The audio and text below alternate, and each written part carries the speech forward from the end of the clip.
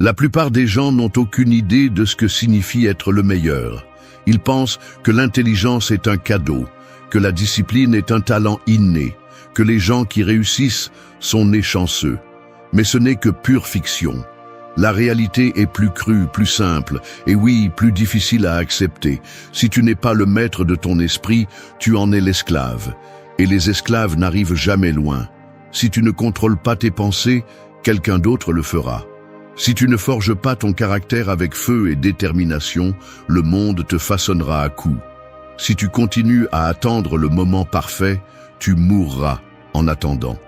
Ici, nous ne sommes pas là pour jouer avec de jolies phrases, ni pour nourrir le fantasme que tout se fera simplement avec l'intention. Le succès, la puissance mentale, la capacité d'apprendre et de s'adapter, tout cela se construit, on ne le trouve pas. Et si tu veux quelque chose de grand dans la vie, tu ferais mieux de t'habituer à l'idée que personne ne viendra te sauver. Aujourd'hui, nous n'allons pas parler de rêve, mais de guerre. La guerre que tu mènes tous les jours contre la distraction, la paresse, la médiocrité. Nous allons démanteler les excuses, détruire les limitations auto-imposées et te mettre sur le seul chemin qui vaut la peine, celui de la maîtrise totale de ton esprit, de ton focus et de ton destin. Ceci est un manuel de bataille, un ensemble de principes impitoyables basés sur la philosophie stoïcienne et sur la science de la performance cognitive. Ce n'est pas facile, ce n'est pas rapide, mais si tu le suis, tu deviendras le genre de personne que personne ne peut ignorer.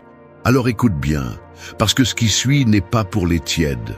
C'est pour ceux qui sont prêts à devenir quelque chose de plus grand, de plus fort et de plus intelligent qu'ils n'ont jamais cru possible. Bienvenue sur le chemin de ceux qui dominent. 1. Sois l'architecte de votre mentalité, pas son prisonnier. L'esprit est l'outil le plus puissant jamais créé. Vous pouvez devenir un conquérant de la connaissance ou un esclave de vos propres pensées. Il peut vous élever à la grandeur ou vous enterrer dans la médiocrité. Mais il y a une chose que peu de gens comprennent. L'esprit ne travaille pas pour vous par défaut. Si vous ne le dominez pas, il vous dominera. Si vous ne l'entraînez pas, il vous trahira. La plupart des gens ne prennent jamais le contrôle de leur propre mentalité. Ils passent leur vie à fonctionner sous des programmes qu'ils n'ont jamais choisis, à réagir au lieu de créer, à survivre au lieu de progresser.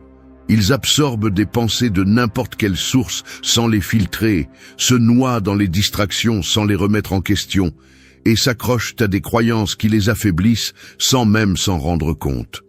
Ils ne pensent pas, ils répètent. Ils ne décident pas, ils obéissent. Ils ne construisent pas, ils consomment. La différence entre quelqu'un qui prend en main son destin et quelqu'un qui se laisse porter par le courant réside dans une seule chose, la structure mentale. Un esprit chaotique est un champ de bataille où les doutes, les peurs et les distractions gagnent sans effort. Un esprit structuré est une forteresse où chaque pensée a son but, où chaque idée est une brique placée stratégiquement pour résister à la pression du monde extérieur. Il ne suffit pas d'absorber des connaissances au hasard. L'information sans direction est du bruit. L'apprentissage sans stratégie est un gaspillage.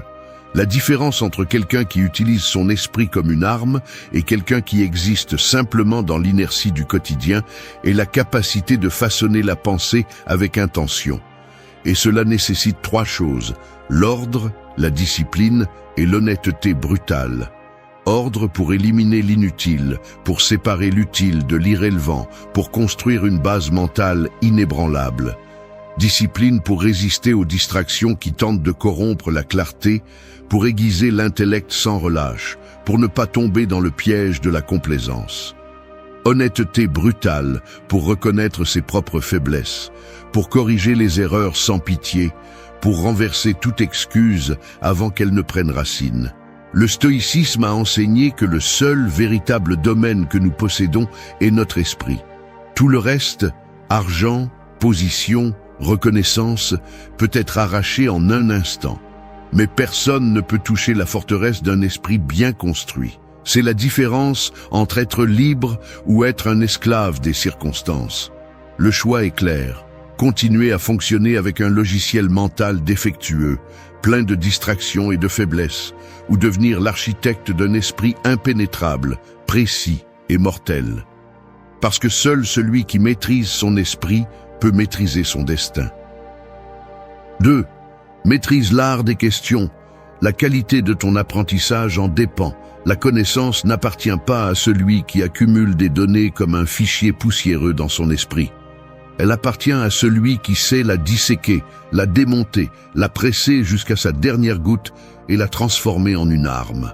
Et cette capacité ne se développe qu'avec un outil, les bonnes questions. Penser n'est pas simplement traiter de l'information. Penser, c'est percer la surface des choses, déchirer l'évident, arracher l'inutile et atteindre la moelle de la vérité. C'est un acte de guerre contre l'ignorance, une confrontation constante contre la passivité mentale. Et les questions sont les épées de ce combat. Les gens ordinaires reçoivent de l'information et l'acceptent sans résistance, comme s'ils étaient des récipients vides attendant d'être remplis de tout ce que le monde leur lance. Ils ne remettent pas en question ce qu'ils apprennent. Ils ne cherchent pas les incohérences. Ils ne creusent pas. Ils sont esclaves de la première réponse qu'ils trouvent. Mais ceux qui maîtrisent vraiment leur esprit savent que chaque morceau de connaissance doit être mis à l'épreuve avant d'être considéré digne d'exister dans leur pensée. Le stoïcisme l'a compris il y a des siècles. La sagesse n'arrive pas par accumulation, mais par distillation. Il ne s'agit pas de combien de données tu possèdes, mais de la précision de ton jugement pour les séparer, les affiner et les appliquer. Et cela n'arrive que lorsque chaque fragment d'information est interrogé sans pitié. Tous les grands esprits ont une obsession commune, tout remettre en question. Pourquoi cela est-il vrai? Qui bénéficie de ce que je crois? Comment sais-je que je ne me trompe pas? Que se passerait-il si la réponse qu'on m'a donnée est un mensonge? Quelle option personne ne considère? C'est la différence entre être un penseur affûté et être un mouton de plus dans le troupeau du conventionnel. Les plus intelligents du monde ne cherchent pas des réponses, ils cherchent de meilleures questions. Parce que chaque grande réponse n'est que le prélude à une question encore plus profonde. L'esprit doit être un laboratoire, pas un entrepôt. Il ne suffit pas de savoir, il faut disséquer, il faut défier, il faut détruire pour reconstruire avec plus de précision. Une personne ordinaire accepte la réalité telle qu'elle lui est présentée. Un esprit éveillé la plie, la décompose et la reformule à son avantage. La bonne question au bon moment peut ouvrir des portes que tu n'as jamais imaginées. Elle peut t'exposer à des vérités que d'autres ne verront jamais. Elle peut te faire penser à des angles que le reste du monde ignore complètement. Si tu ne poses pas de questions, tu obéis. Si tu ne te défies pas, tu acceptes. Si tu ne dissèques pas la connaissance, elle devient une prison plutôt qu'un outil. Fais de chaque question un coup, de chaque réponse une révélation, et de chaque pensée une stratégie. Parce que seul celui qui maîtrise l'art des questions peut maîtriser la réalité. 3. Devenez ami avec l'ennui. La concentration se construit dans la monotonie. La plupart des gens n'échouent pas parce qu'ils manquent de talent. Ils échouent parce que leur esprit est faible, dicté par la gratification instantanée, incapable de supporter le poids de la répétition. Ils sont prisonniers de leur propre impatience, incapables de se concentrer sur une seule tâche sans se sentir désespérés. Ils ne cherchent pas la maîtrise, ils cherchent le divertissement. Mais la maîtrise de quoi que ce soit la pensée, la connaissance ou la compétence, ne se trouve pas dans les moments brillants d'inspiration. Elle se trouve dans les heures mortes, dans la répétition sans gloire, dans la pratique constante lorsque personne ne regarde. Le monde appartient à ceux qui peuvent faire la même chose, encore et encore, sans perdre leur concentration. Le cerveau humain a été détourné par l'immédiat. Tout est dopamine rapide, gratification superficielle, distraction déguisée en importance. Il saute d'une chose à l'autre, incapable de rester sur une seule idée assez longtemps pour approfondir. Et qu'obtiennent-ils avec ça? Rien. Zéro progrès, zéro maîtrise, juste une addiction déguisée en multitâche. Le stoïcisme l'a compris des siècles avant l'existence des algorithmes et des écrans. Le véritable pouvoir n'est pas dans l'excitation, mais dans la constance implacable. La résistance mentale ne se forge pas dans les moments d'adrénaline, mais dans les moments d'ennui. Quand tout semble statique et sans sens, c'est là que la plupart abandonnent. C'est là que les quelques-uns qui persistent se séparent du reste. L'ennui est l'épreuve ultime. C'est le filtre qui sépare ceux qui veulent s'améliorer de ceux qui le feront vraiment. Si vous ne pouvez pas supporter la monotonie de la pratique, vous n'irez nulle part. Il n'y a pas de raccourci, il n'y a pas de chemin alternatif, il n'y a que la brutale répétition de l'essentiel jusqu'à ce qu'il devienne une partie de votre ADN. Les génies, les maîtres, ceux qui dominent leur domaine dans n'importe quel domaine, ne sont pas ceux qui s'enthousiasment pour chaque nouvelle idée. Ce sont ceux qui peuvent s'asseoir dans l'obscurité, dans la routine, dans le processus, et continuer quand tout leur système nerveux leur demande une distraction. Ce sont ceux qui comprennent que la répétition n'est pas une punition, mais la perfection en construction. La concentration n'est pas quelque chose avec laquelle vous naissez. C'est quelque chose qui s'entraîne. Elle se sculpte dans la monotonie, se renforce dans l'inconfort, se perfectionne dans la constance. Devenez ami avec l'ennui. Adoptez-le, habitez-le. Car celui qui supporte la monotonie sans se briser, sans désespérer, sans chercher des échappatoires faciles, sera celui qui aura finalement le contrôle absolu de son destin. 4. Trouve des motifs partout. La mémoire aime la structure. Le cerveau ne se souvient pas des faits isolés. Il ne retient pas les données éparses ni les pièces inconnues d'informations. Il fonctionne comme un architecte obsessionnel, construisant des structures, tissant des réseaux, organisant chaque fragment de connaissance en motifs. Si tu ne lui donnes pas un schéma, il le rejette. Si tu ne lui montres pas de connexion, il l'oublie. Les esprits ordinaires mémorisent comme des esclaves, se forçant à se souvenir sans comprendre. Ils répètent, répètent, répètent. Et au moment où ils cessent de le faire, l'information se dissipe comme du sable entre les doigts. Mais les esprits vraiment affûtés voient au-delà de la donnée. Ils voient le système. Ils voient la structure sous-jacente qui soutient tout. Ne pas mémoriser, comprendre. Le monde est composé de motifs, de rythmes invisibles qui gouvernent tout. Le marché, la nature, le comportement humain, même tes propres pensées. Mais la plupart des gens ne les voient jamais parce que leur esprit est chaotique. Ils n'entraînent pas leurs yeux à identifier la répétition dans le quotidien, à détecter l'harmonie dans le complexe. Ils vivent piégés dans l'immédiat, traitant l'information sans l'analyser, acceptant les événements comme des faits isolés sans comprendre que tout suit une logique. Le stoïcisme a compris cette vérité avant que la science ne la confirme.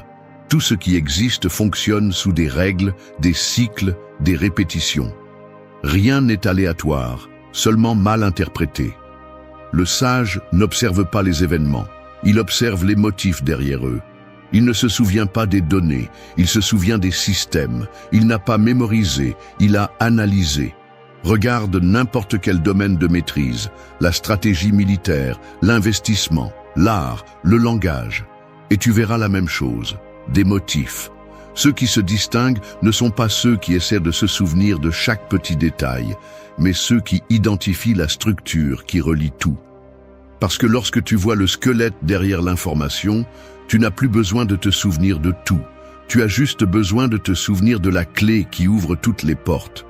Les grands penseurs, les stratèges, les génies de n'importe quelle discipline ne naviguent pas dans une mer de faits sans direction.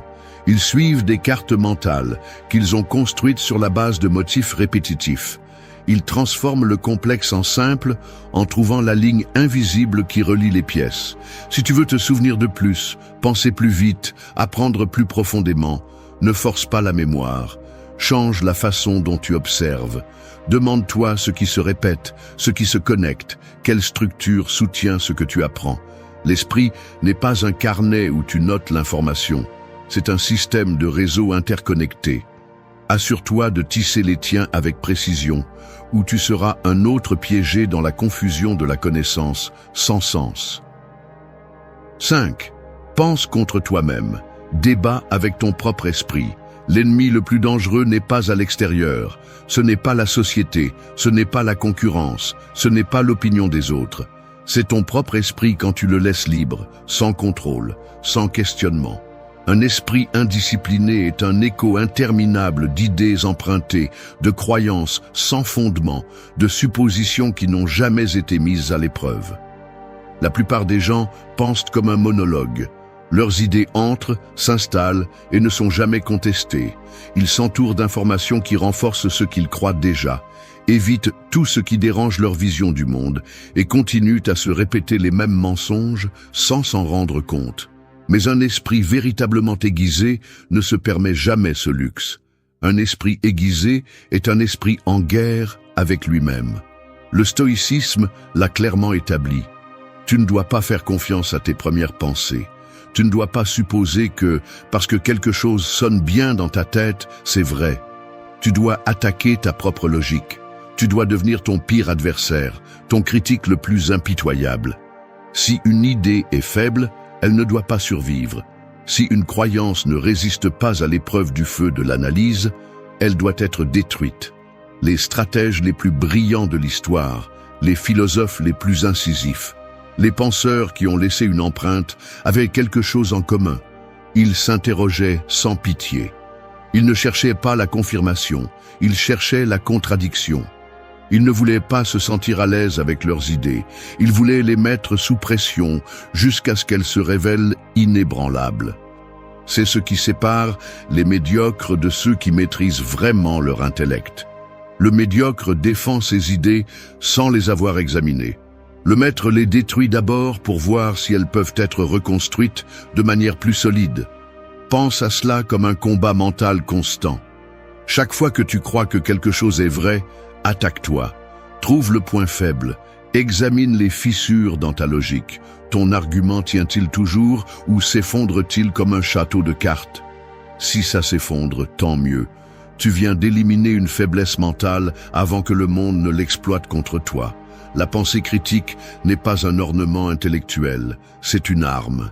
Et si tu ne l'utilises pas contre toi-même en premier, quelqu'un d'autre le fera et tu n'aimeras pas le résultat. C'est pourquoi, la prochaine fois que tu seras convaincu de quelque chose, ne le célèbre pas.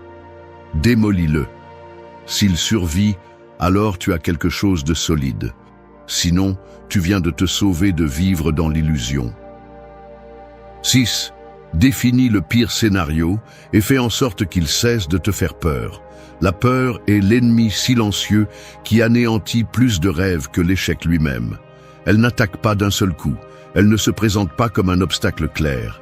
Elle s'infiltre lentement, déguisée en prudence, en doute raisonnable, en une voix intérieure qui insiste sur le fait qu'il n'est pas encore temps, qu'il vaut mieux attendre, que les risques sont trop grands.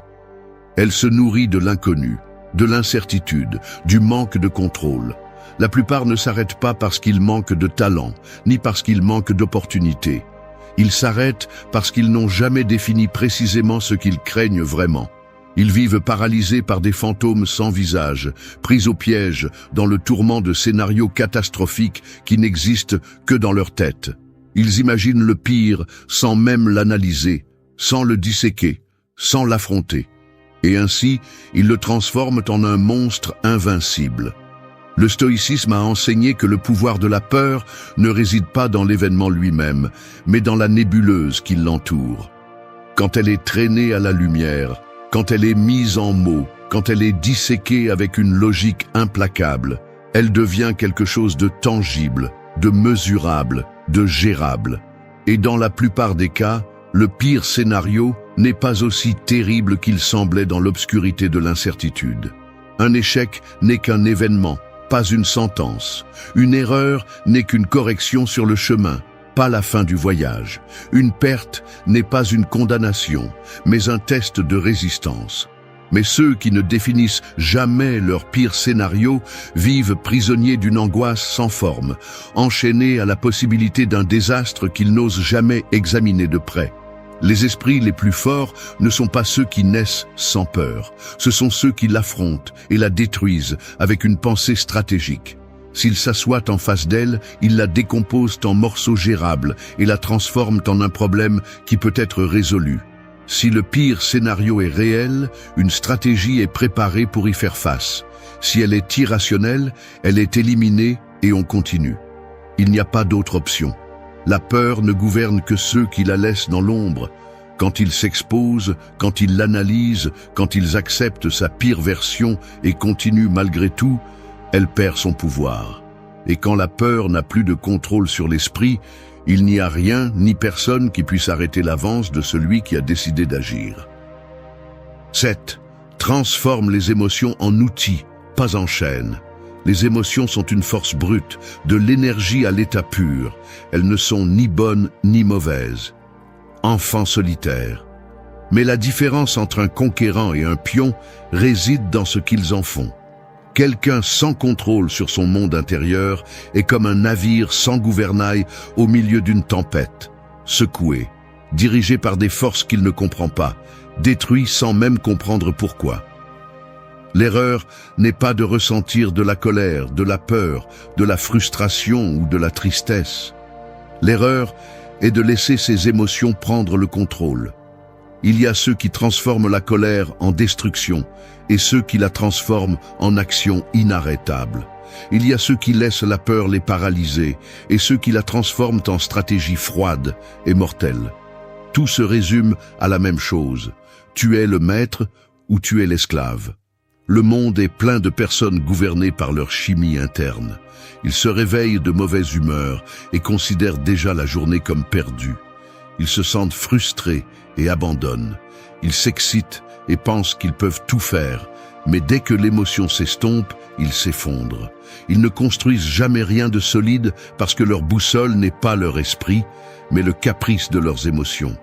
Les stoïciens l'ont parfaitement compris. Ils ne prônaient pas l'indifférence ou la froideur robotique. Ce qu'ils prônaient, c'était le contrôle absolu.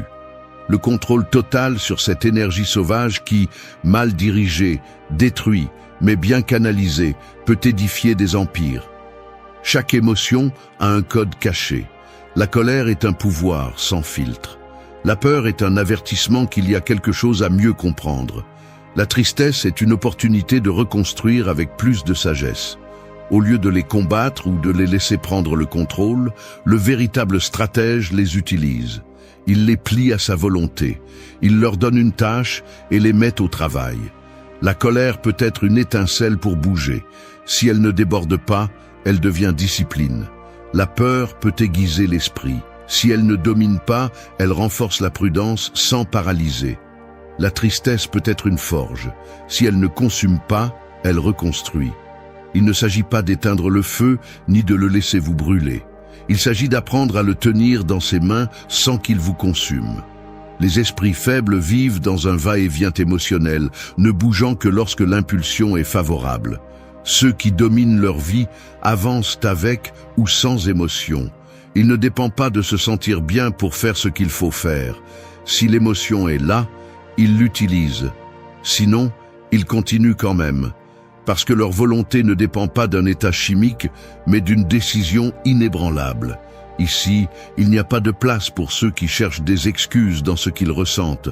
Soit tu prends le contrôle de tes émotions, soit elles prennent le contrôle de toi. Il n'y a pas de juste milieu.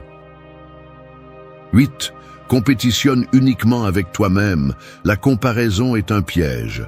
Le monde est plein d'yeux qui regardent de côté, cherchant à mesurer leur valeur à l'aune d'autrui. Des gens qui vivent obsédés par la vie des autres, mesurant leur progrès à l'aide de l'échelle erronée, se comparant à ceux qui n'ont jamais parcouru le même chemin. Et ainsi, ils tombent dans le piège le plus ancien. Perdre le contrôle de leur propre destin en étant trop concentrés sur celui des autres. Mais la vérité est plus brutale que ce que la plupart peuvent supporter. Se comparer aux autres est le passe-temps des faibles. C'est la distraction de ceux qui n'ont pas de contrôle sur eux-mêmes. Les forts, ceux qui avancent vraiment, ceux qui repoussent les limites et définissent leur propre destin, n'ont qu'un seul véritable adversaire, le reflet dans le miroir. La comparaison avec les autres est un poison à action lente. Si tu te compares à quelqu'un au-dessus de toi, tu ressens de l'envie et de la frustration. Si tu te compares à quelqu'un en dessous, tu te détends et deviens complaisant. Dans les deux cas, tu perds. Dans les deux cas, tu cesses de regarder en avant et tu restes coincé dans une compétition fictive qui n'a jamais été la tienne. Le stoïcisme l'a bien précisé. La seule compétition valable est contre ta version d'hier. Pas contre le voisin, pas contre le collègue de travail, pas contre quelqu'un sur Internet qui montre une vie qui est probablement une illusion bien éditée. Si tu es plus fort qu'hier, tu as gagné. Si tu penses plus clairement qu'hier, tu as progressé. Si aujourd'hui, tu as pris de meilleures décisions que la semaine dernière, tu es sur la bonne voie.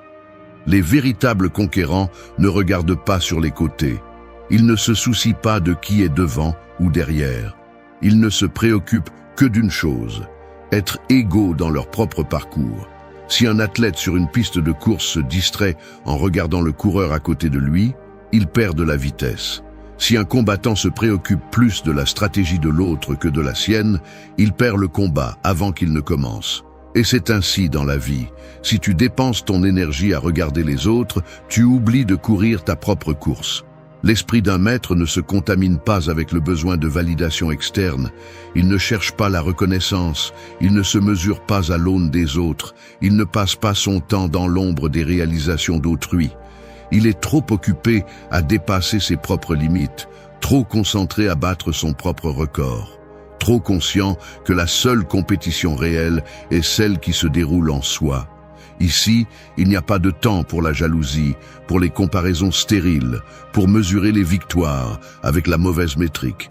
Si aujourd'hui tu es 1 millimètre meilleur qu'hier, tu as déjà gagné. Tout le reste est du bruit. 9. Pense comme l'eau.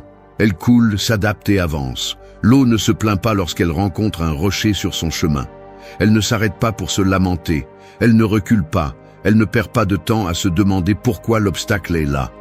Elle s'adapte, le contourne, l'érode, le traverse si nécessaire. Mais elle ne cesse jamais de bouger. Les esprits rigides se brisent.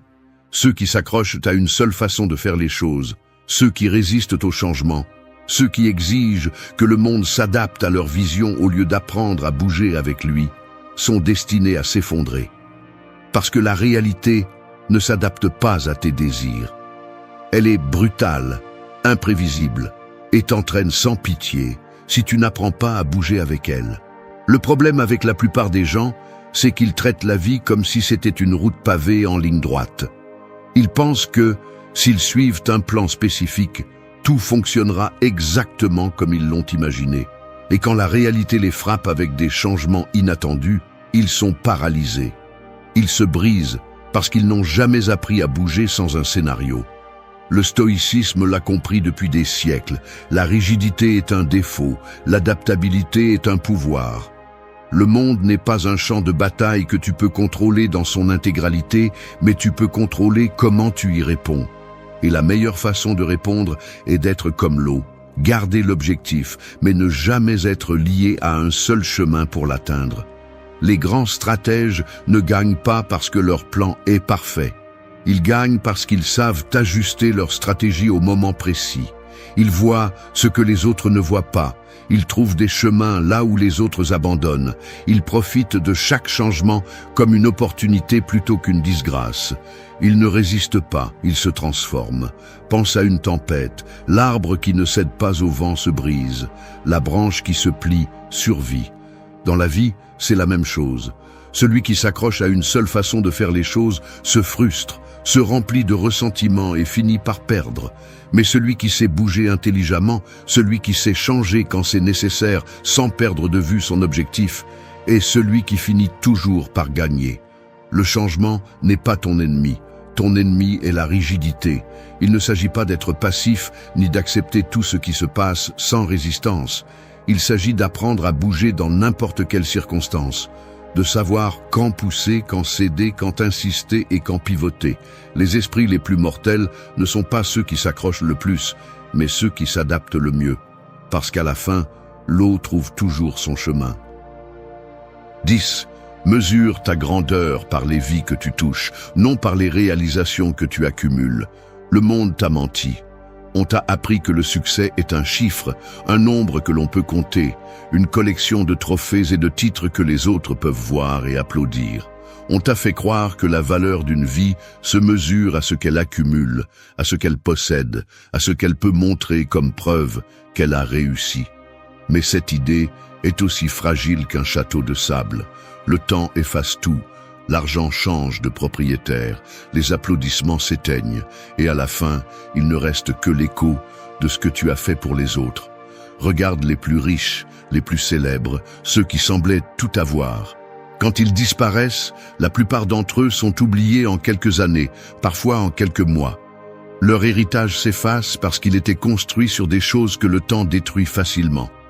L'histoire ne se souvient pas de ceux qui ont simplement accumulé, mais de ceux qui ont changé quelque chose. Les stoïciens l'ont compris il y a des siècles. Le but de la vie n'est pas l'accumulation, mais la transcendance. La mesure d'une personne ne réside pas dans ce qu'elle possède, mais dans l'impact qu'elle laisse. Il ne s'agit pas de combien tu as gagné, mais de combien tu as transformé. Pas de combien tu as accumulé, mais de combien tu as donné. Pas de combien de personnes t'ont envié, mais de combien se sont renforcées grâce à toi. Mais la plupart des gens vivent dans une course sans sens. Ils poursuivent des objectifs qui n'ont pas de poids réel, qui ne servent qu'à gonfler l'ego un moment avant de disparaître. Ils croient que leur grandeur se mesure en followers, en propriété, en reconnaissance. Ils ne se demandent jamais s'ils construisent réellement quelque chose qui vaut la peine. La vraie grandeur n'est pas un spectacle. Elle ne réside pas dans l'admiration publique, mais dans les moments invisibles où tu as fait une différence. Elle se trouve dans l'idée que tu as planté chez quelqu'un et qui l'a amené à penser différemment. Dans le mot qui a empêché quelqu'un d'abandonner. Dans l'exemple qui a inspiré un autre à être meilleur. Dans les actes que personne n'a vus, mais qui ont changé une vie sans que tu le saches. Le problème est que la plupart veulent la récompense sans la contribution. Ils veulent être rappelés, mais sans avoir fait quoi que ce soit digne de mémoire. Ils veulent être grands, mais sans toucher la vie de personne d'autre.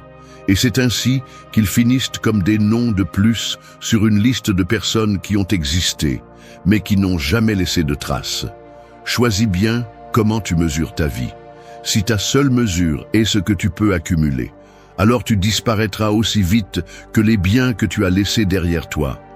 Mais si tu mesures ta vie par les vies que tu as changées, alors tu seras immortel dans le seul sens qui compte vraiment. À la fin, tu ne seras pas rappelé pour ce que tu as eu. Tu seras rappelé pour ce que tu as donné. La vie n'est pas un maître juste ni un conte avec une fin heureuse garantie. La vie est le chaos même déguisé en routine. Et quand tu t'y attends le moins, elle te déracine de ton confort et te jette dans la tempête sans préavis. Il n'y a pas de contrat, il n'y a pas de garantie. Un jour tu as tout, le lendemain tu es par terre en te demandant ce qui s'est passé. Douleur, échec, trahison, peur, peu importe qui tu es.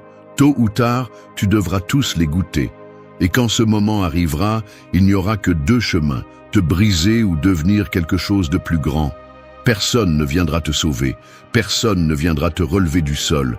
Tu peux te débattre, te plaindre, maudire ta malchance, ou tu peux faire ce que font ceux qui survivent vraiment, te durcir, aiguiser ton esprit et transformer chaque coup en une leçon que personne ne pourra te prendre. Ce n'est pas un discours de motivation bon marché, c'est une déclaration de guerre. Pas contre le monde, mais contre cette partie de toi qui veut t'abandonner. Contre cette voix intérieure qui te dit que tu es fragile, que tu ne peux pas, que ça ne vaut pas la peine d'essayer. Aujourd'hui, tu vas comprendre comment ça fonctionne. 7 principes, 7 façons de transformer l'adversité en ton plus grand allié. Ce ne sont pas de jolis mots, ce sont des armes. Utilise-les ou continue à te lamenter. Le choix a toujours été le tien. 1. Évite d'être comme un flocon de neige qui disparaît en touchant le sol. Mieux vaut être un glacier qui reste et fait bouger les montagnes. Certaines personnes s'effondrent au premier coup, d'autres résistent et avancent. La différence ne réside pas dans la force avec laquelle elles ont été frappées, mais dans ce qu'elles portent en elles. Il y a ceux qui, face à l'adversité, fondent comme un flocon de neige à peine effleurant le sol, perdant toute leur forme, disparaissant dans le néant. Mais d'autres, ceux qui comprennent de quoi il s'agit dans la vie, deviennent des glaciers. Ils ne seront pas ruinés, ils ne s'évaporeront pas. Ils s'étendent, dévastent, façonnent le terrain à leur passage. Les problèmes arrivent sans prévenir. Parfois ils sont petits, ennuyeux, presque insignifiants. Mais d'autres fois, ce sont des avalanches, capables de vous ensevelir si vous ne savez pas comment vous déplacer. La plupart des gens craignent ces avalanches. Ils se figent, paniquent, abandonnent. Il est facile de se briser quand on n'a jamais appris à résister au froid. Mais ceux qui comprennent vraiment la nature de la vie savent que vous ne pouvez pas contrôler la tempête, mais vous pouvez contrôler comment vous affrontez le froid. Regardez autour de vous. Il y a des gens qui ont vécu des choses que vous ne pourriez même pas imaginer. Des gens qui ont tout perdu, qui ont été trahis, humiliés, traînés au sol. Mais ils sont toujours debout, non pas parce que le monde a été gentil avec eux, mais parce qu'ils ont décidé de résister. Ils ont décidé de ne pas être la neige douce qui disparaît au premier contact avec le sol, mais le glacier qui, avec le temps, déplace les montagnes. La glace est persistante. Elle ne se plaint pas du froid, elle l'utilise à son avantage. Elle ne craint pas le poids des années, car avec chaque couche de neige qui se pose sur elle, elle devient plus grande, plus forte, plus irrésistible. Vous devez faire de même. Chaque coup que vous recevez, chaque obstacle qui se dresse sur votre chemin, chaque moment où vous sentez que tout s'effondre, ce sont les moments où vous décidez quel type de personne vous êtes. Il n'y a pas de gloire à abandonner. Il n'y a pas de dignité à être fragile. Vous ne pouvez pas vous permettre de vous abandonner à chaque difficulté. Si vous le faites, la vie vous consumera. La société ne vous doit rien. Le monde ne va pas s'arrêter pour vous donner le temps de vous remettre. La seule option que vous avez est de vous endurcir. Apprendre à bouger malgré le froid. Avancer même quand tout semble contre vous.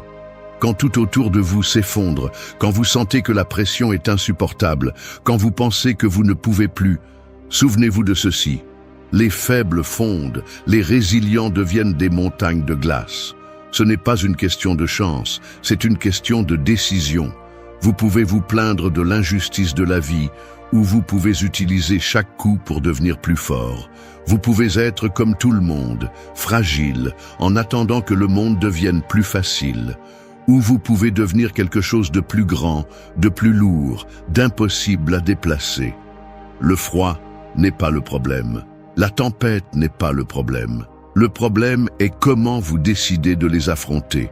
Beaucoup de gens passent leur vie à chercher de la chaleur. Ils cherchent le confort, ils cherchent la sécurité. Et quand la vie leur enlève cette chaleur, ils s'effondrent, ils se sentent perdus. Ils ne comprennent pas comment continuer sans la protection d'un environnement favorable. Mais si vous arrêtez d'attendre que le monde soit gentil avec vous et que vous apprenez à résister au froid, vous deviendrez irrésistible. Les glaciers ne naissent pas dans le calme. Ils se forment sous pression. Ils sont forgés dans la résistance. Ils sont le résultat d'années de lutte contre les éléments. Et quand ils atteignent enfin leur apogée, ils sont capables de tout balayer sur leur passage. Si aujourd'hui vous traversez une période difficile, si vous sentez que la vie vous pousse vers l'abîme, demandez-vous ceci. Serez-vous le flocon de neige qui disparaîtra ou le glacier qui déplace les montagnes? C'est à vous de décider. 2. Au lieu de te dissoudre comme de l'encre dans l'eau, résiste comme un parchemin qui défie le passage du temps. Certaines personnes sont comme de l'encre dans l'eau.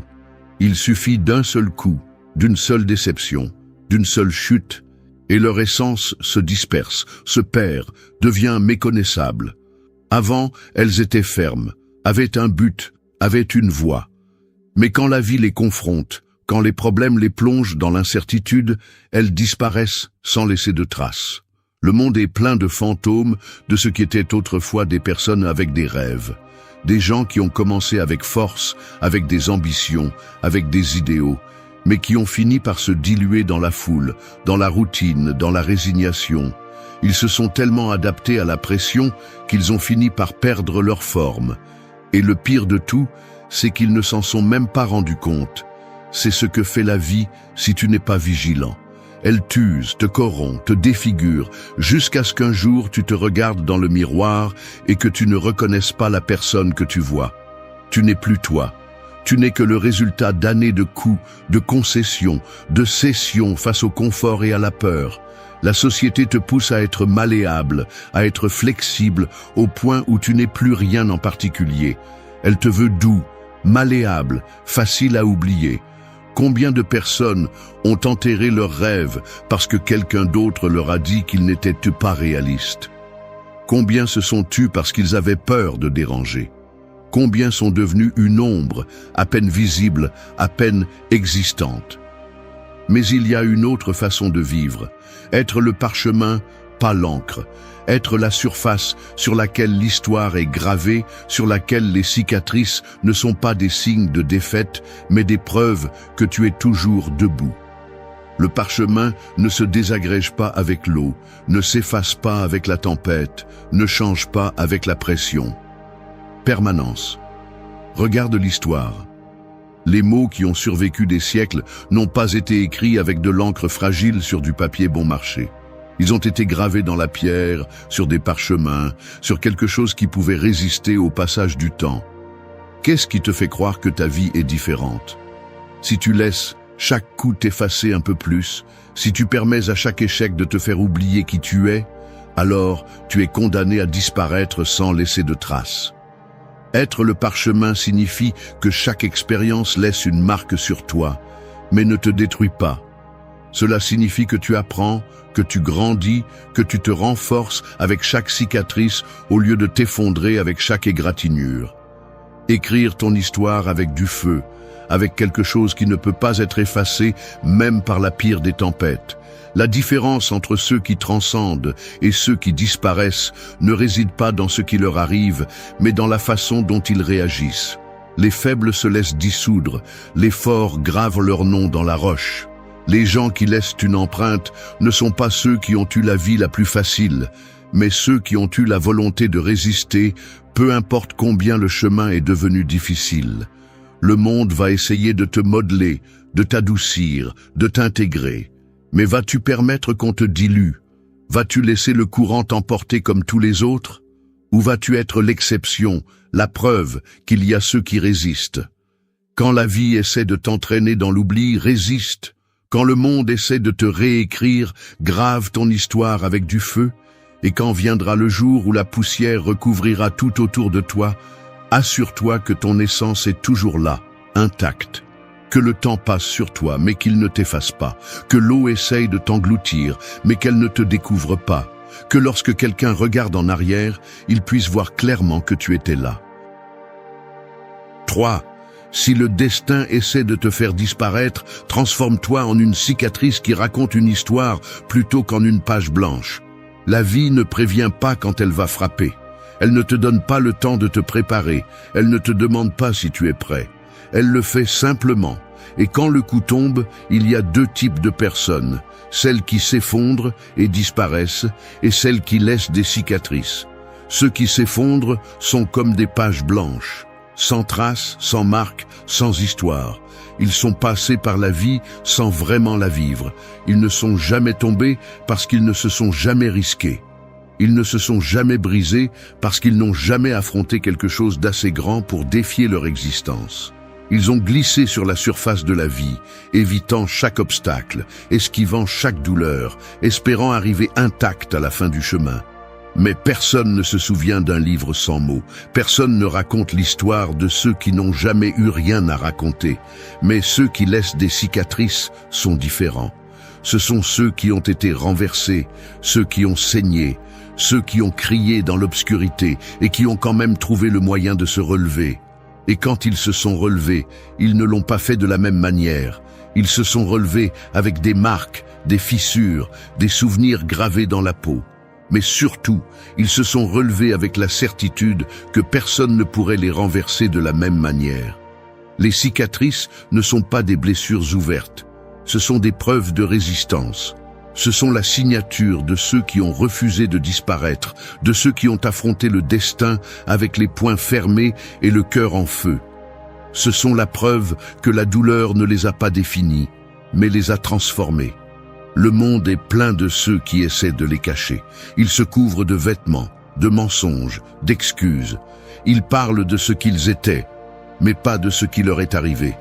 Ils craignent que leurs marques les rendent faibles, alors qu'en réalité, elles sont la seule preuve qu'ils sont toujours debout.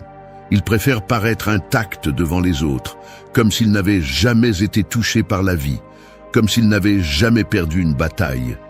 Mais ce qu'ils ne comprennent pas, c'est que personne ne devient fort sans avoir été brisé d'abord. Chaque cicatrice est un chapitre d'une histoire qui ne s'est pas rendue.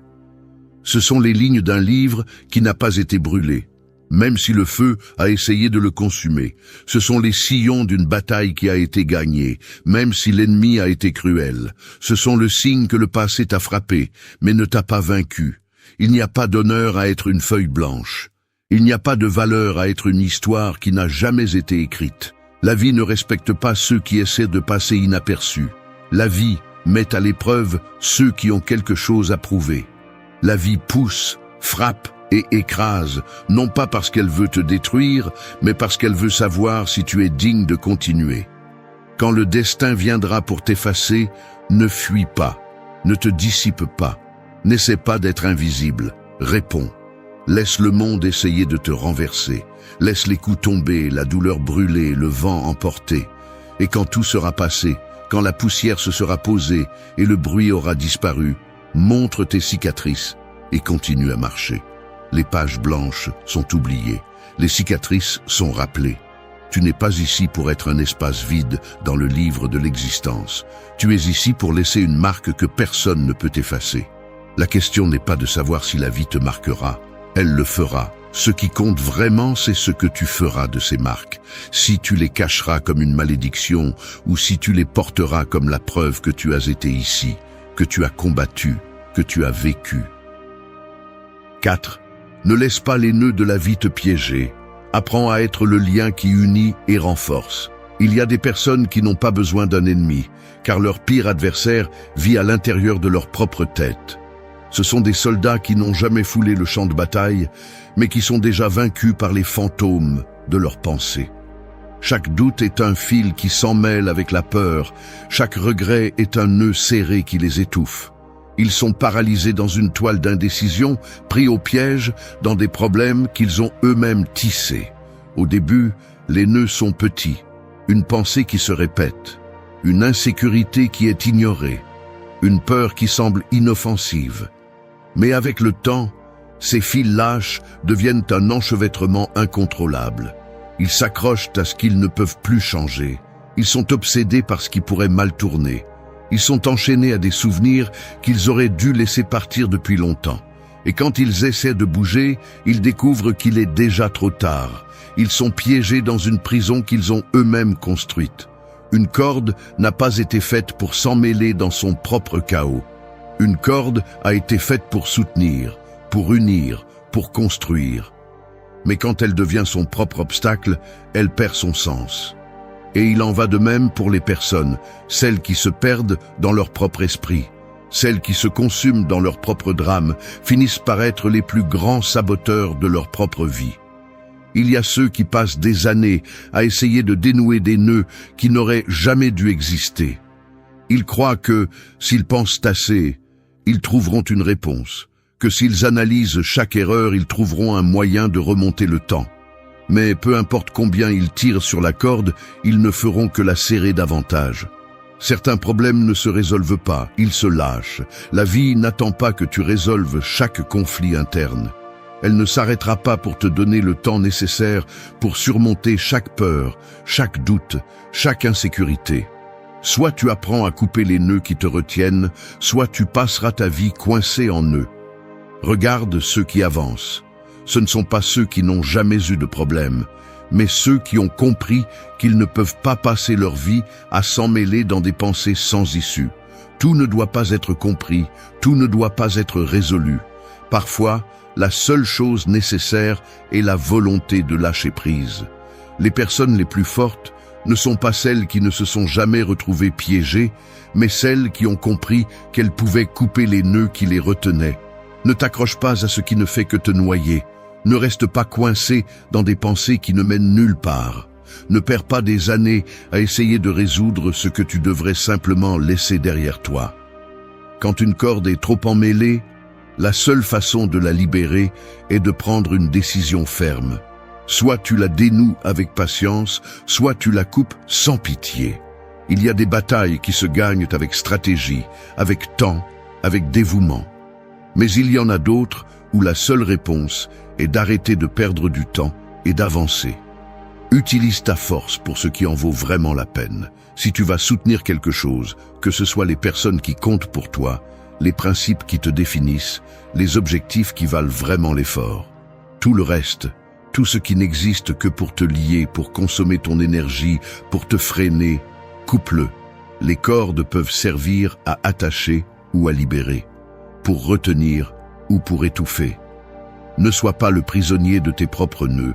Sois le lien qui unit, qui renforce, qui soutient ce qui en vaut vraiment la peine. Si tu dois lâcher, lâche. Si tu dois couper, coupe. Mais ne continue pas à perdre du temps à t'emmêler dans ce qui ne fait que t'éloigner de ce qui compte vraiment. Bouge. 5. Au lieu de laisser la pression te submerger comme une marmite sur un feu vif, apprends à la canaliser comme un alambic qui extrait le meilleur de chaque moment. La pression est inévitable. Peu importe qui tu es, peu importe ce que tu fais, tôt ou tard, le poids de la vie tombera sur toi. Problèmes, attentes, responsabilités, échecs accumulés. Tout s'accumule comme un feu sous une marmite scellée, augmentant la température, augmentant la tension. Certains vivent au bord de l'explosion. Ils sont des récipients fragiles, incapables de contenir la pression qu'ils portent en eux. Ils se remplissent de colère, de frustration, d'anxiété. Chaque déception leur ajoute des degrés. Chaque coup de la vie serre le couvercle un peu plus. Et un jour, lorsque la pression dépasse leurs limites, ils éclatent. Ils détruisent tout autour d'eux, se blessent eux-mêmes, perdent le contrôle. Ils deviennent des victimes de leur propre incapacité à gérer ce qu'ils portent en eux. Mais la pression n'est pas le problème. Le problème est ce que tu fais avec elle. Certaines personnes la voient comme une malédiction, comme un fardeau insupportable. Ils se noient dans la frustration, cherchent à s'échapper, se consument dans la colère contenue. Leurs émotions bouillonnent, font des bulles, frappent les bords de leur patience jusqu'à ce qu'ils finissent par exploser au pire moment. Ils ne pensent pas, ils réagissent seulement. Ils deviennent des prisonniers de leurs impulsions. Mais d'autres comprennent quelque chose de fondamental.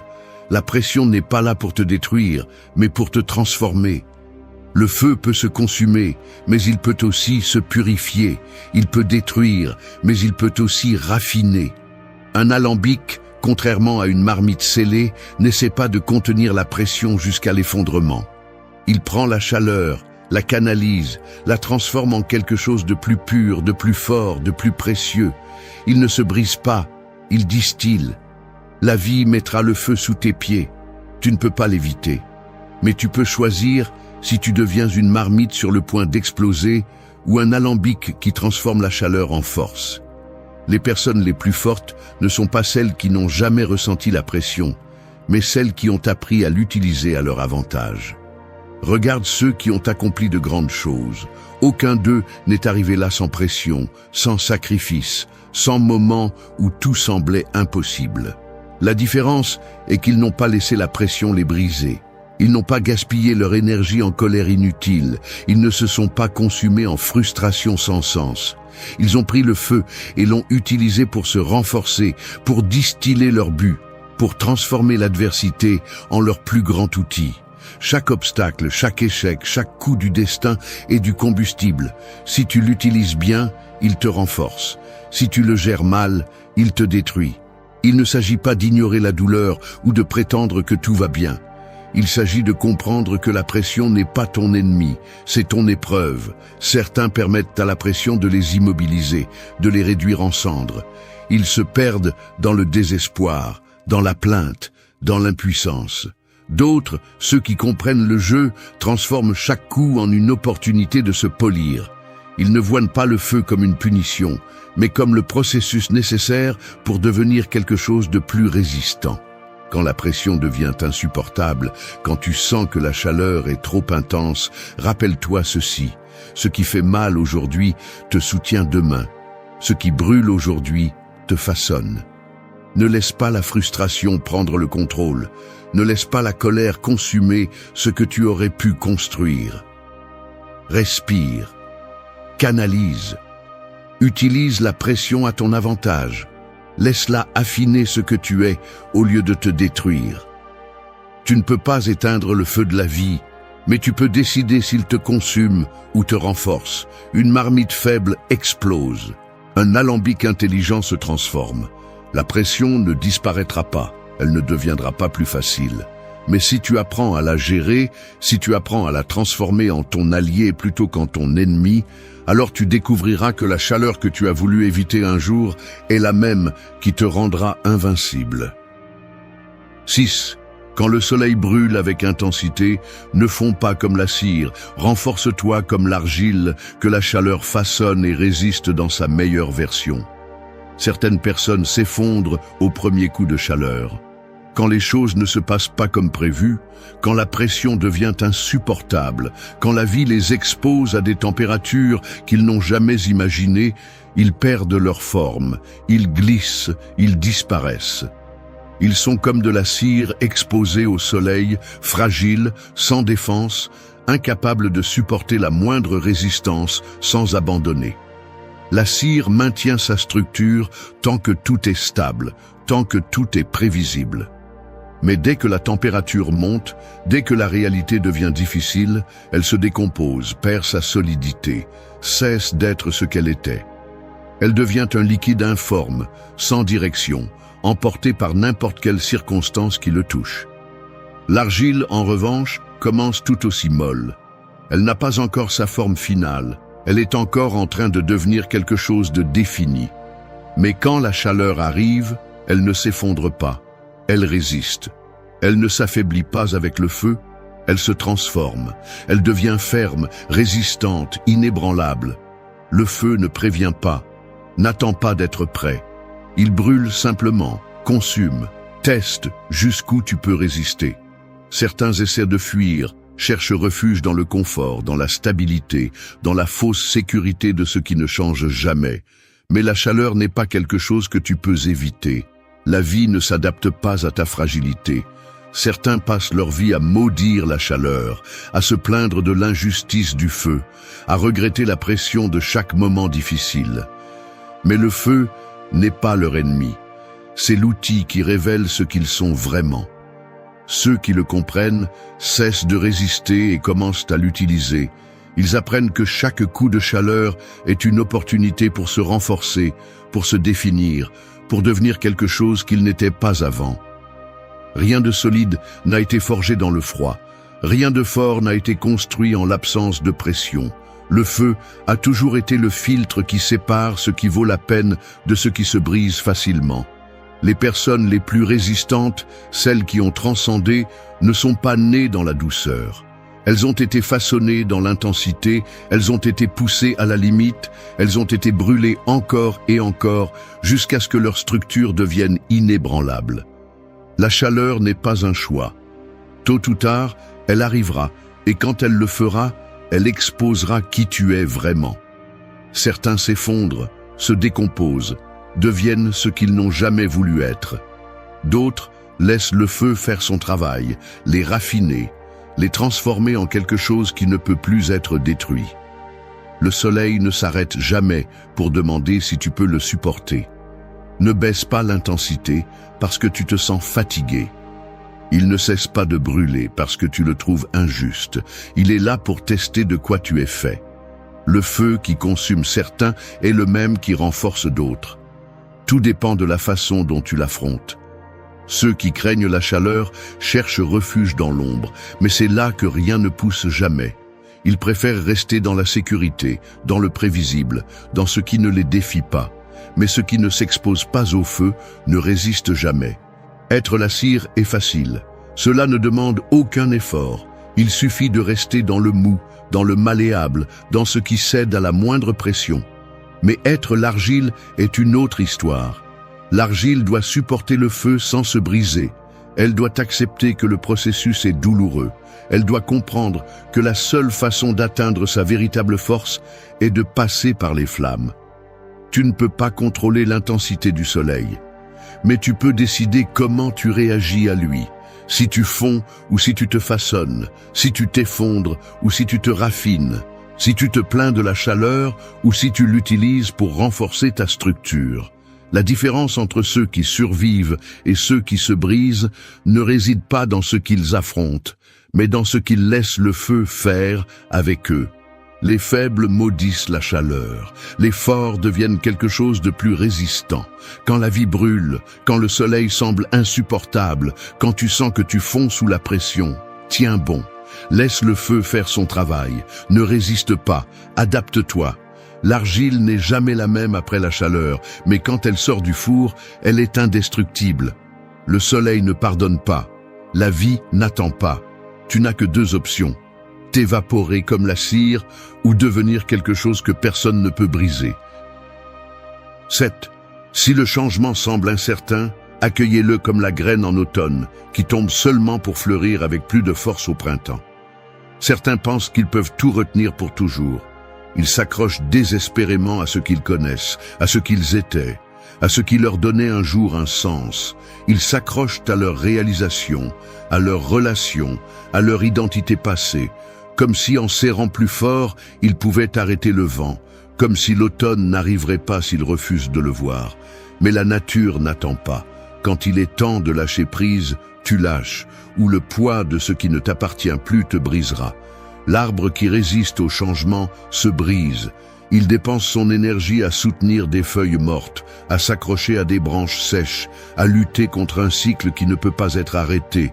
Et quand l'hiver arrive, épuisé par sa propre obstination, il n'a pas la force de le supporter.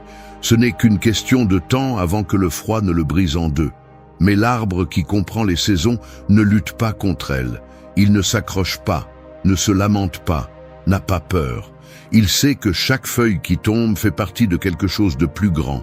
Il ne voit pas l'automne comme la fin, mais comme le début de sa prochaine version. Perdre ne signifie pas toujours disparaître. Lâcher prise ne signifie pas mourir. La peur de perdre est ce qui détruit vraiment les gens. Ils restent dans des lieux qui ne leur appartiennent plus, maintiennent des relations qui sont déjà vides, insistent pour garder une version d'eux-mêmes qui a depuis longtemps cessé d'avoir un sens. Non pas parce qu'ils en ont besoin, mais parce qu'ils ont peur de l'idée de se retrouver sans rien. Mais ce qui ne change pas, se fane. Ce qui ne se renouvelle pas, pourrit dans sa propre peur. Et puis il y a la graine, petite, insignifiante, oubliée dans la terre. Personne ne lui prête attention. De l'extérieur, elle semble inerte, elle semble avoir disparu. Mais sous la surface, quelque chose se passe. Elle se brise, se déchire, s'effondre, parce que seule en se détruisant, elle peut se transformer. Ce qui était cesse d'être, et dans ce processus douloureux, elle commence à grandir. La graine ne se plaint pas de l'obscurité. Elle ne regrette pas d'être tombée. Elle accepte son destin, se laisse enterrer et devient quelque chose qu'elle n'imaginait même pas. Beaucoup ont peur de toucher le fond parce qu'ils croient que tout s'arrête là. Mais en réalité, c'est là que tout commence. Le problème n'est jamais le changement. Le problème est la résistance au changement. Beaucoup passent leur vie à s'accrocher à ce qu'ils auraient dû lâcher depuis longtemps. Ils restent dans des emplois qui les détruisent, dans des relations qui les éteignent, dans des habitudes qui les enchaînent. Ils ne réalisent pas que s'accrocher à ce qui est déjà mort ne fait que retarder l'inévitable. Ce qui est retenu par peur ne grandit pas. Ce qui n'est pas autorisé à changer se fane. Ceux qui comprennent vraiment la vie ne résistent pas à l'automne. Ils le laissent venir. Ils lâchent prise sans peur. Et quand ils tombent, quand ils touchent le sol, quand ils sentent que tout ce qu'ils étaient a disparu, ils savent que c'est là que commence vraiment l'important. Ils ne redeviennent pas les mêmes. Ils ne renaissent pas avec les mêmes branches, les mêmes feuilles. Ils reviennent plus forts, plus fermes, plus inébranlables. L'automne ne détruit pas, il ne fait que dégager le chemin. L'hiver ne tue pas, il ne fait que préparer le terrain. La graine qui accepte de tomber est la seule qui deviendra un jour une forêt. Dans un monde où le chaos semble être la norme et le stress est devenu un trophée, le calme est devenu une ressource rare.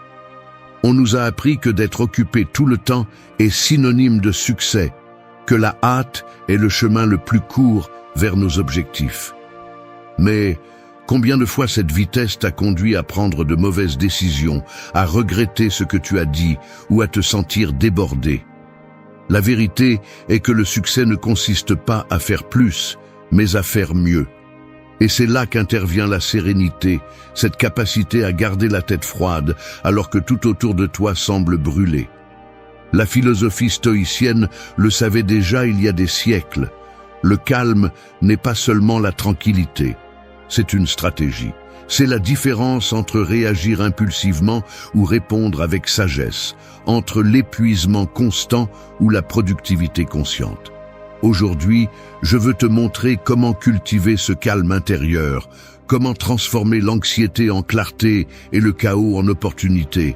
Si tu sens que le monde te pousse à aller plus vite que tu ne peux, si la hâte est devenue ton état naturel, reste. Parce que dans cette vidéo, tu ne découvriras pas seulement pourquoi le calme est ton meilleur allié, mais aussi comment l'utiliser pour prendre le contrôle de ta vie, atteindre tes objectifs sans te brûler et surtout vivre avec plus de buts et moins de pression. Es-tu prêt à changer ta perspective? Commençons. Numéro 1. Le pouvoir caché de la tranquillité. Triomphe sans te brûler. Nous vivons dans un monde qui célèbre la vitesse, l'activité constante et la quête incessante de résultats. Il semble que le succès n'arrive qu'à ceux qui ne se reposent jamais, à ceux qui sont toujours occupés.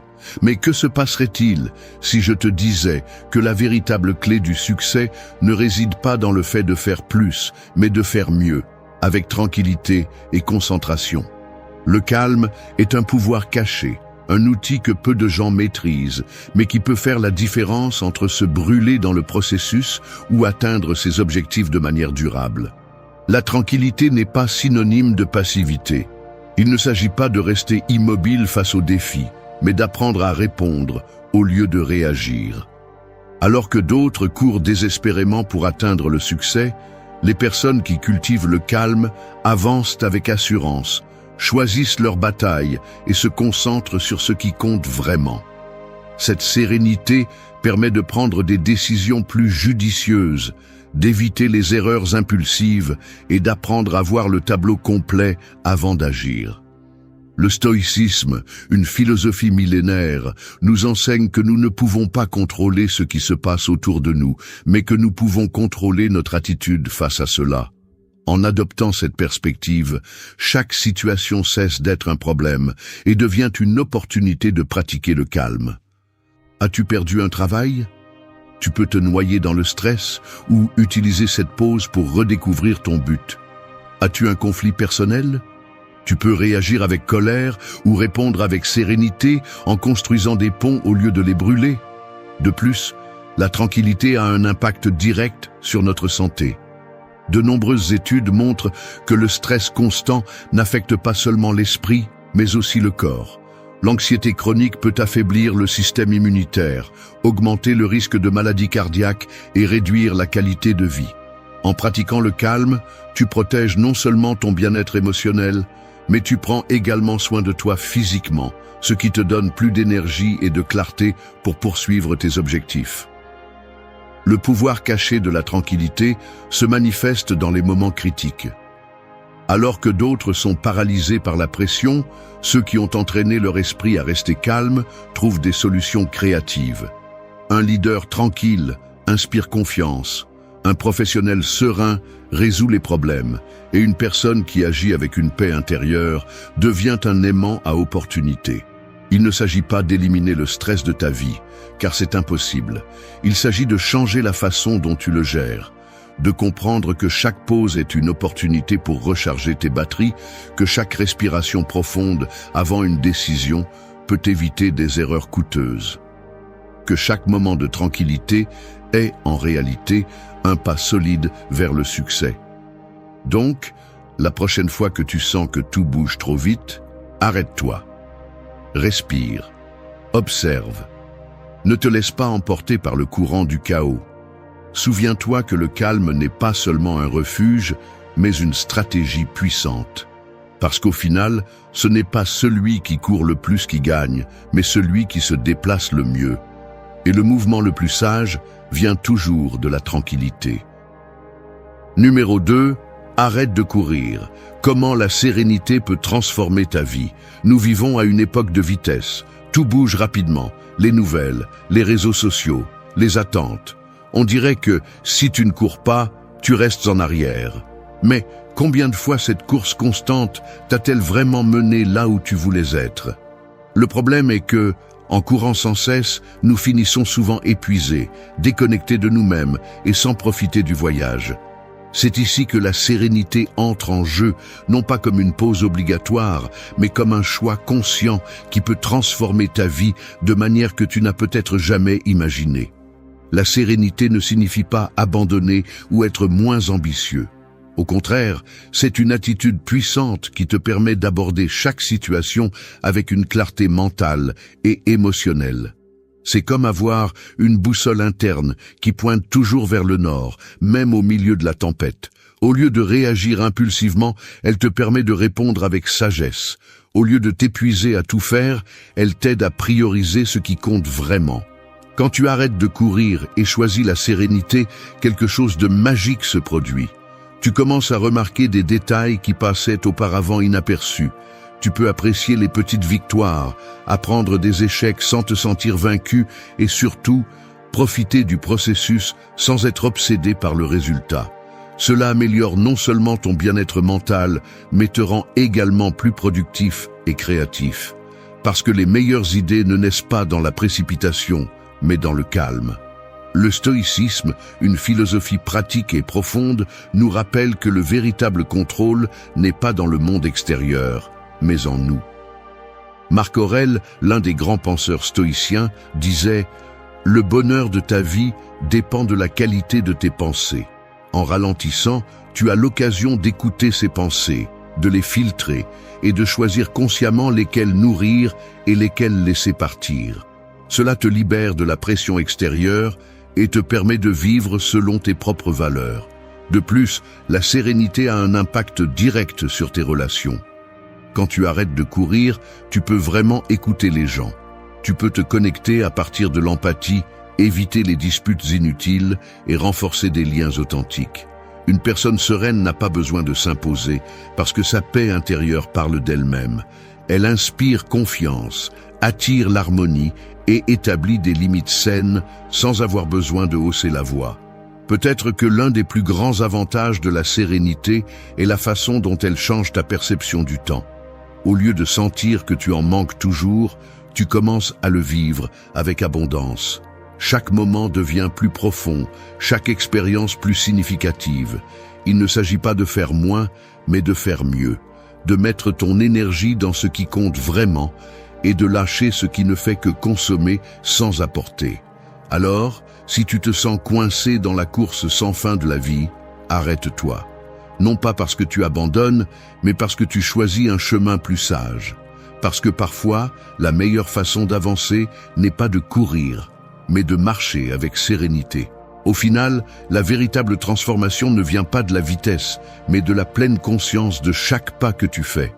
Et quand tu apprends à te déplacer avec sérénité, tu découvres que tu n'as plus besoin de poursuivre le succès, parce que c'est lui qui commence à te suivre. Numéro 3, fatigué du chaos, découvrez comment le calme est votre plus grand allié. Avez-vous remarqué comment, souvent, la vie semble être un tourbillon incessant? Le chaos peut devenir un compagnon constant, vous enveloppant de soucis, de tâches interminables et d'un sentiment accablant que ce n'est jamais suffisant. Mais que diriez-vous si je vous disais que le calme pourrait être votre meilleur allié pour naviguer à travers cette tempête? Il ne s'agit pas de fuir le chaos, mais d'apprendre à marcher au milieu de celui-ci sans vous perdre. Le calme n'est pas un état de passivité ou de résignation. C'est un choix actif, un engagement quotidien envers votre paix intérieure. Alors que le monde tourne à toute vitesse, le calme vous permet de vous déplacer avec un but, de vous concentrer sur l'essentiel et de laisser tomber ce qui est inutile. C'est comme être dans l'œil d'un ouragan, où tout autour de vous peut être un désastre, mais vous restez dans un espace de tranquillité et de contrôle. Cette sérénité ne vous isole pas du monde. Au contraire, elle vous permet de vous connecter avec lui de manière plus authentique et significative. L'une des plus grandes erreurs que nous commettons est de penser que le chaos externe doit être contrôlé pour trouver la paix. En réalité, le contrôle n'est jamais à l'extérieur, mais dans la façon dont vous décidez de répondre. La philosophie stoïcienne le rend clair. Vous ne pouvez pas changer les circonstances, mais vous pouvez toujours choisir votre attitude face à elles. Au lieu de lutter contre le chaos, le calme vous invite à l'observer, à en apprendre et à l'utiliser à votre avantage. C'est comme une rivière tumultueuse. Vous pouvez lutter contre le courant ou apprendre à y naviguer. De plus, le calme a un impact direct sur votre performance. Lorsque votre esprit est serein, vous pouvez voir les choses plus clairement. Les décisions deviennent plus faciles car elles ne sont pas obscurcies par la panique ou l'anxiété. Une étude de l'université de Stanford a montré que les personnes qui pratiquent le calme par la méditation et la pleine conscience prennent des décisions 40% plus efficaces sous pression. C'est parce qu'un esprit tranquille peut mieux accéder à la logique et à la créativité, trouvant des solutions là où d'autres ne voient que des problèmes. Le chaos affecte également les relations. Lorsque vous êtes constamment en mode survie, il est facile de perdre patience, de réagir de manière excessive ou de vous isoler émotionnellement. Le calme, en revanche, vous permet de répondre à partir d'un lieu d'empathie et de compréhension. Vous apprenez à écouter sans juger, à parler sans blesser et à résoudre les conflits sans augmenter la tension. Cela ne signifie pas qu'il n'y aura jamais de dispute ou de malentendu, mais que vous aurez la capacité de gérer ces moments avec sagesse et compassion. Le plus grand cadeau du calme est la liberté. Liberté des attentes extérieures, des précipitations inutiles et du piège de croire que vous devez tout faire. Il vous permet de simplifier votre vie, de laisser tomber ce qui ne vous apporte pas et de vous concentrer sur ce qui compte vraiment. Lorsque vous faites du calme votre allié, vous découvrez que vous n'avez pas besoin d'1 million de choses pour être heureux. Parfois, tout ce dont vous avez besoin est un moment de silence, une respiration profonde et la certitude que quoi qu'il arrive, vous avez le contrôle de votre intérieur. Alors, si vous êtes fatigué du chaos, si vous sentez que la vie vous pousse dans trop de directions, faites une pause. Ce n'est pas un signe de faiblesse, mais de force, parce qu'il faut du courage pour s'arrêter dans un monde qui ne cesse de bouger. En choisissant le calme, vous ne vous donnez pas seulement un répit, mais vous ouvrez également la porte à une vie plus épanouissante, significative et véritablement à vous. Numéro 4. Moins de stress, plus de résultats. La formule stoïcienne pour le succès. Dans un monde où le stress est devenu synonyme d'effort et où paraître toujours occupé est confondu avec être productif, il est facile de tomber dans le piège de croire que la pression constante est le prix du succès. Cependant, cette mentalité est non seulement épuisante, mais conduit rarement à des résultats véritablement significatifs. La philosophie stoïcienne nous offre une alternative radicalement différente. Moins de stress, plus de résultats. Il s'agit de remplacer l'anxiété par la sérénité, la précipitation par le but et la réaction impulsive par une réponse sage et réfléchie. Le stoïcisme, pratiqué par des philosophes tels que Marc Aurèle, Sénèque et Épictète, nous enseigne que nous ne pouvons pas contrôler tout ce qui se passe autour de nous, mais que nous pouvons contrôler comment nous interprétons et répondons à chaque situation. Cette approche se traduit par une vie plus tranquille, où chaque action a un but et chaque décision est prise à partir d'un lieu de calme et de clarté. Il ne s'agit pas d'éliminer complètement le stress, ce qui est impossible, mais d'apprendre à le gérer en le transformant en un outil plutôt qu'en un obstacle. Imaginez un archer stoïcien. Peu importe combien de distractions il y a autour de lui, son focus est sur sa cible. Il ne se précipite pas pour lâcher la flèche, mais attend patiemment le moment approprié. Ce calme stratégique lui donne un avantage, car chaque tir n'est pas seulement une réaction, mais une action calculée. Dans la vie quotidienne, cela signifie prioriser les tâches importantes, établir des limites claires et apprendre à dire non sans culpabilité. C'est choisir la qualité sur la quantité, le progrès constant sur la gratification immédiate. Le stress excessif peut brouiller le jugement. Quand l'esprit est en état d'alerte continue, le cerveau active sa réponse de lutte ou de fuite, limitant la capacité de raisonner clairement. En revanche, un esprit serein est capable de voir les choses d'un point de vue plus large. Le calme permet d'analyser les situations de manière objective, d'identifier les véritables priorités et d'éviter les erreurs impulsives. En fait, de nombreuses études soutiennent le lien entre le calme mental et la prise de décision efficace, démontrant que ceux qui pratiquent la sérénité ont une plus grande capacité à résoudre des problèmes complexes. De plus, la formule stoïcienne pour le succès ne se limite pas au domaine professionnel. Dans les relations personnelles, le stress constant peut conduire à des malentendus, des disputes inutiles et une déconnexion émotionnelle. Cependant, lorsque le calme est appliqué, il est possible d'écouter vraiment l'autre, de répondre avec empathie et de construire des liens plus solides et durables.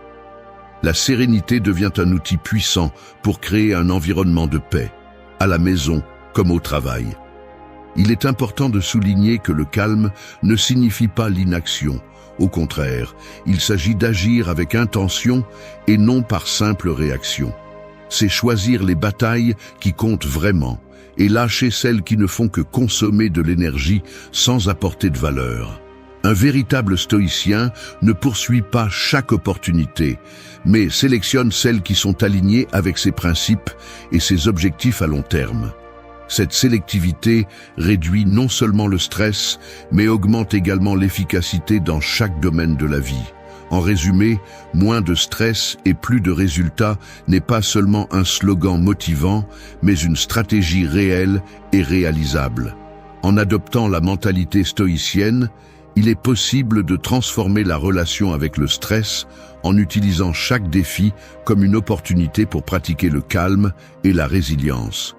Parce qu'au final, le véritable succès ne se mesure pas seulement en réalisation externe, mais aussi en la paix intérieure avec laquelle on parcourt le chemin. Numéro 5. Pourquoi avancer lentement est la clé. Dans un monde qui idolâtre la vitesse, où tout est pour hier et le succès semble appartenir uniquement aux plus rapides, avancer lentement peut sembler presque offensant. Mais la vérité est que celui qui court sans direction se perd plus rapidement. Avancer lentement n'est pas synonyme de lenteur, c'est une stratégie délibérée, un coup de maître dans un monde rempli de mouvements impulsifs et de décisions précipitées. La réalité est qu'avancer lentement ne signifie pas rester immobile, mais se déplacer avec précision. C'est comme un tireur d'élite qui ne tire pas jusqu'à ce qu'il ait la mire parfaitement alignée. Tu ne gaspilles pas d'énergie, tu ne fais pas de mouvements inutiles, tu te concentres, tu observes, et quand tu agis, tu le fais avec la certitude que chaque pas te mène dans la bonne direction. Le problème est que nous avons été conditionnés à penser que plus vite c'est mieux, que si tu n'es pas constamment en mouvement, tu es en train de rester derrière. Mais à quoi sert-il de courir si tu ne sais pas où tu vas ? À quoi sert-il d'arriver rapidement à une destination que tu ne voulais pas vraiment ? Avancer lentement te donne le temps nécessaire pour évaluer ton chemin, pour corriger le cap si nécessaire et, surtout, pour t'assurer que chaque pas que tu fais a un véritable but. La philosophie stoïcienne nous enseigne que nous ne devons pas nous précipiter. Sénèque disait « hâte-toi lentement », une phrase qui pourrait sembler contradictoire, mais qui renferme une profonde sagesse. C'est un rappel que la vie n'est pas une course de vitesse, mais un marathon où l'objectif n'est pas seulement d'arriver, mais de le faire en un seul morceau, avec l'esprit clair et le cœur en paix. De plus, avancer lentement te permet de mieux t'adapter au changement. Quand tu vas à toute vitesse, n'importe quel obstacle peut te faire trébucher. Mais si tu te déplaces calmement, tu as suffisamment de temps pour ajuster ta stratégie, pour observer l'environnement et choisir le meilleur chemin. C'est comme conduire dans le brouillard. Tu n'accélères pas mais tu avances avec prudence, parce que tu sais que l'important n'est pas d'arriver vite, mais d'arriver en sécurité. Les personnes qui apprennent à se déplacer lentement ont un avantage sur les autres. Alors que le reste s'épuise dans des courses sans sens, ceux qui pratiquent la patience construisent des fondations solides. Ils ne cherchent pas le succès instantané, mais celui qui perdure. Ils ne prennent pas de raccourcis, mais préfèrent le chemin long si cela signifie apprendre davantage, grandir davantage et être mieux préparé pour ce qui vient. La clé de tout cela est l'intention. Avancer lentement n'est pas synonyme d'inactivité, mais d'action consciente. Chaque petit pas compte, chaque avance s'ajoute. Et le meilleur de tout est que, en te déplaçant calmement, tu profites davantage du processus. Il ne s'agit pas seulement d'atteindre l'objectif, mais de vivre chaque moment, d'apprendre de chaque expérience et d'apprécier chaque réalisation, aussi petite soit-elle. Alors laisse de côté l'urgence de la vitesse. Ne laisse pas la pression extérieure te faire précipiter. Apprends à apprécier le calme, à te déplacer avec détermination, mais sans hâte. Parce qu'à la fin, peu importe la rapidité avec laquelle tu arrives, mais comment tu arrives. Et ceux qui avancent lentement mais sûrement sont ceux qui profitent vraiment du voyage et atteignent le succès sans se perdre eux-mêmes en chemin. Numéro 6. Arrête de réagir et commence à agir, le chemin de la sérénité. Es-tu fatigué de sentir que le monde te mène d'un côté à l'autre sans que tu n'aies aucun contrôle? De réagir constamment à ce qui se passe au lieu de prendre les rênes de ta vie? Si c'est le cas, il est temps d'arrêter d'être une feuille au vent et de commencer à être l'arbre solide qui ne vacille pas face à la tempête. Car la différence entre réagir et agir est la différence entre une vie chaotique et une vie avec un but. Réagir est facile, n'importe qui peut le faire. Quelqu'un te dit quelque chose que tu n'aimes pas et tu élèves déjà la voix. Une situation inattendue surgit et tu paniques. Mais que se passe-t-il lorsque tu réagis ? Normalement, tes réponses sont automatiques, impulsives et bien souvent regrettables. Réagir, c'est céder ton pouvoir à l'extérieur, c'est permettre que les circonstances dictent ton humeur, tes décisions et en fin de compte, ton destin. Agir, en revanche, nécessite un type de force différente. Agir est un processus conscient. C'est s'arrêter, respirer et évaluer la situation avant de faire un pas. Agir signifie choisir, et ce choix te donne du pouvoir. C'est la différence entre répondre avec sagesse et se laisser emporter par les émotions. Lorsque tu agis, tu décides à partir d'un lieu de calme, de sécurité et de contrôle interne. Et c'est l'une des compétences les plus précieuses que tu peux développer. La philosophie stoïcienne nous offre une leçon cruciale. Ce ne sont pas les choses qui nous affectent, mais l'interprétation que nous en faisons. Cela signifie que peu importe ce qui se passe, mais comment tu décides de le voir. Au lieu de réagir, tu peux choisir d'agir avec sérénité. Tu peux transformer chaque défi en une opportunité de montrer ton courage, ta patience et ta clarté mentale.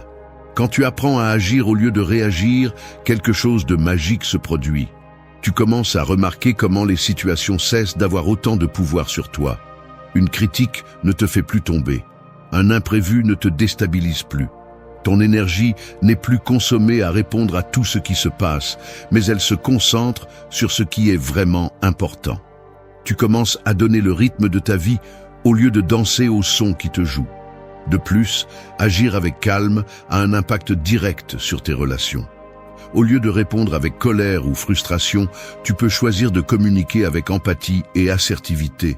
Cela non seulement évite les conflits inutiles, mais fait également de toi une personne avec qui les autres veulent être, car le calme est magnétique. Dans un monde plein de chaos, ceux qui agissent avec sérénité se démarquent, inspirent et guident les autres vers la paix. Agir ne signifie pas éviter les émotions, mais savoir les gérer. Il ne s'agit pas de devenir une personne froide ou insensible, mais quelqu'un qui peut ressentir profondément sans être esclave de ses émotions. C'est trouver cet équilibre parfait entre le cœur et l'esprit, entre la passion et la logique. Alors, la prochaine fois que tu te trouves dans une situation difficile, arrête-toi, respire. Au lieu de réagir, décide comment tu veux agir. Car dans cette pause, dans cette petite fraction de seconde où tu choisis ta réponse, réside ton véritable pouvoir. Et lorsque tu apprends à l'utiliser, tu ne vis pas seulement avec plus de calme, mais tu construis aussi une vie plus authentique, satisfaisante et pleine. Numéro 7. La sérénité n'est pas seulement la paix, c'est la productivité réelle. Nous vivons dans une culture qui glorifie le chaos déguisé en productivité. On applaudit ceux qui ont des agendas remplis, ceux qui se vantent de ne pas avoir le temps de respirer. Mais laisse-moi te dire quelque chose. La véritable productivité n'a rien à voir avec la quantité de travail que tu fais, mais avec la qualité de ce que tu accomplis. Et c'est là que la sérénité entre en jeu. Non seulement comme un état de paix, mais aussi comme un outil stratégique pour obtenir des résultats réels. La sérénité n'est pas seulement un refuge mental, c'est un moteur silencieux qui propulse chaque action avec précision. Alors que d'autres se noient dans le tourbillon des tâches en attente, une personne sereine avance avec des pas sûrs. Elle ne se laisse pas emporter par la pression extérieure, ni par l'urgence de tout faire en même temps. Au contraire, elle choisit ses batailles avec soin, priorise avec sagesse et exécute avec concentration. C'est la différence entre travailler sans arrêt et travailler intelligemment. As-tu déjà essayé de résoudre un problème en étant stressé? Ton esprit s'embrouille, les solutions semblent impossibles et chaque petit obstacle devient une montagne. Maintenant, compare cela à un état de sérénité. Soudainement, les pièces du puzzle s'assemblent, les idées fusent et les décisions sont prises avec clarté. Ce n'est pas de la magie, c'est de la science. Des études ont montré que le calme améliore la fonction cognitive, permet un meilleur accès à la mémoire et favorise la créativité. La véritable productivité ne provient pas de l'agitation, mais de la capacité à se concentrer profondément sur une tâche à la fois. Et la sérénité est la clé pour atteindre cet état de flux où le temps semble s'arrêter et les résultats se multiplient. Il ne s'agit pas de faire plus, mais de faire ce qui est nécessaire de manière efficace. Un esprit serein ne se laisse pas distraire par le superficiel, mais se plonge dans l'essentiel. C'est comme un tireur d'élite qui vise avec précision au lieu de tirer sans contrôle. De plus, la sérénité a un effet domino dans tous les domaines de la vie. Une personne qui agit avec calme au travail apporte cette même énergie à ses relations personnelles. Elle ne réagit pas de manière exagérée au conflit, mais répond avec empathie et compréhension. Elle ne se laisse pas emporter par les émotions du moment, mais agit à partir d'un lieu de stabilité. Et cela améliore non seulement sa productivité, mais aussi la qualité de ses liens et son bien-être général. La sérénité t'aide également à résister au piège de la multitâche, ce mythe de la productivité moderne. Alors que d'autres essaient de faire 1000 choses à la fois, tu choisis de te concentrer sur ce qui est important. Parce que tu sais que la véritable efficacité ne se mesure pas par le nombre d'activités réalisées, mais par l'impact de chacune. Il vaut mieux faire un pas significatif en avant que de trébucher avec 1000 pas sans direction. Il ne s'agit pas d'être lent, mais d'être stratégique. Il ne s'agit pas d'éviter l'effort, mais de le canaliser correctement. La sérénité n'est pas une excuse pour l'inaction, mais un catalyseur pour l'action efficace. Et quand tu apprends à te mouvoir depuis cet état de calme, tu découvres que tu fais plus, en moins de temps et avec de meilleurs résultats. Alors, arrête de confondre le bruit avec le progrès.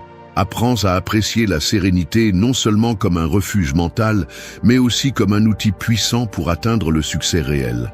Parce que la véritable productivité ne se mesure pas en heures travaillées, mais en la paix avec laquelle tu termines chaque journée en sachant que ce que tu as fait avait un but et un impact véritable. Numéro 8. L'art de ne rien faire et de tout accomplir. Cela vous semble absurde? Nous vivons dans un monde où ne rien faire est presque un péché, où l'inactivité est confondue avec la paresse et la pause avec la médiocrité. Mais que se passerait-il si je vous disais que ne rien faire pourrait être la clé pour tout accomplir? Non, il ne s'agit pas de s'asseoir sur le canapé en attendant que la vie vous donne ce que vous désirez. Il s'agit de comprendre que l'action sans direction est un gaspillage et que parfois la meilleure décision est de s'arrêter, d'observer et de laisser les choses se mettre en place d'elles-mêmes. L'art de ne rien faire ne signifie pas l'inaction, mais l'action intelligente. C'est comme un maître d'arts martiaux qui ne porte pas un coup jusqu'à ce que le moment soit parfait. C'est cette capacité à réserver votre énergie pour ce qui compte vraiment. Lorsque vous ne faites rien de manière consciente, vous donnez à votre esprit l'espace nécessaire pour traiter, pour connecter les idées et pour trouver des solutions créatives, sans effort. La philosophie stoïcienne nous apprend à ne pas nous précipiter. Marc Aurèle disait « La vie est très courte et anxieuse pour ceux qui oublient le passé, négligeant le présent et craignent l'avenir. » Parfois, la hâte de faire nous conduit à prendre des décisions basées sur la peur, l'anxiété ou la pression extérieure. Mais lorsque vous pratiquez l'art de ne rien faire, vous vous accordez un temps précieux pour réfléchir. Et c'est dans cette réflexion que se trouvent les réponses. Le monde moderne nous a fait croire que nous devons toujours être occupés. Mais être occupé n'est pas la même chose qu'être productif.